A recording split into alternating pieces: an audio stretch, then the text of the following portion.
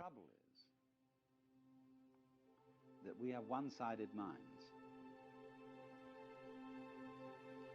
And we notice the wave of life when it is at its peak or crest. We don't notice it when it's at the trough, not in the ordinary way. It's the peaks that count. Take a buzzsaw. What seems important to us is the tips of the teeth. They seem to do the cutting, not the valleys between the teeth. But do you see, you couldn't have tips of teeth without valleys between them. Therefore the saw wouldn't cut without both tips and V-shaped valleys. But we ignore that. We don't notice the valleys so much as we notice the mountains. Valleys point down, mountains point up. And we prefer things that point up because up is good and down is bad. But seriously, we don't praise the peaks for being high and blame the valleys for being low. But it is so, you see, that we ignore the valley aspect of things. And so all wisdom begins by emphasizing the valley aspect as distinct from the peak aspect. We pay plenty of attention to the peak aspect. That's what captures our attention. But we somehow screen out the valley aspect.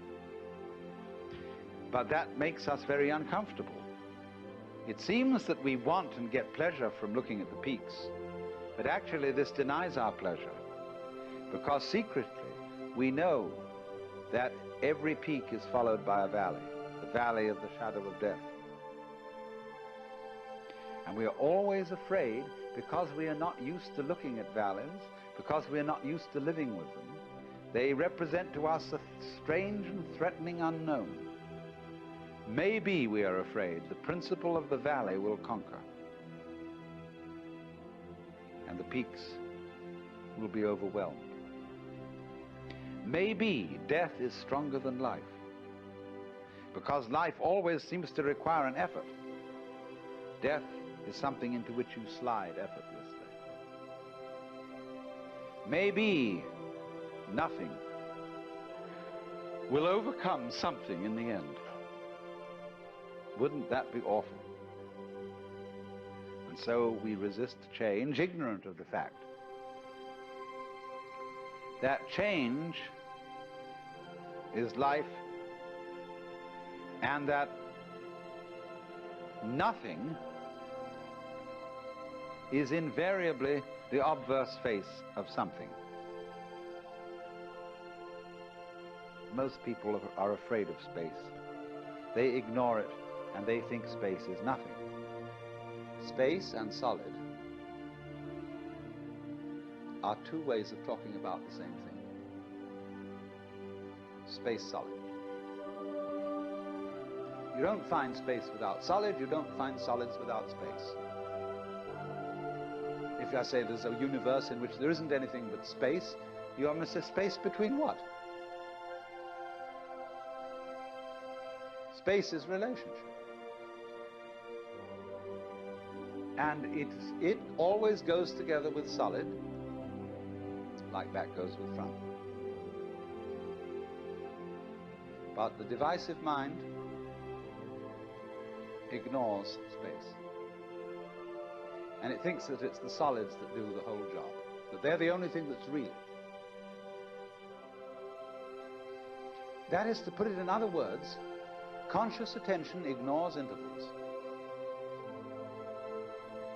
because it thinks they're unimportant. Let's consider music. When you hear music, what you really hear when you hear melody is the interval between one tone and another. The steps, as it were, on the scale. It's the interval that is the important thing.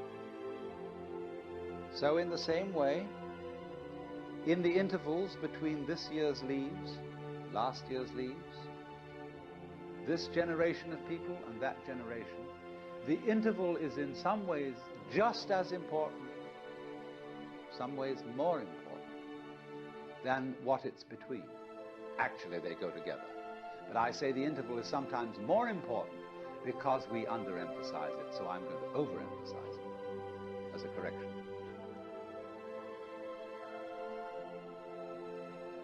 So space, night, death, darkness, not being there, is an essential component of being there. You don't have the one without the other, just as your buzzsaw has no teeth without having valleys between the tips of them. That's the way being is made up.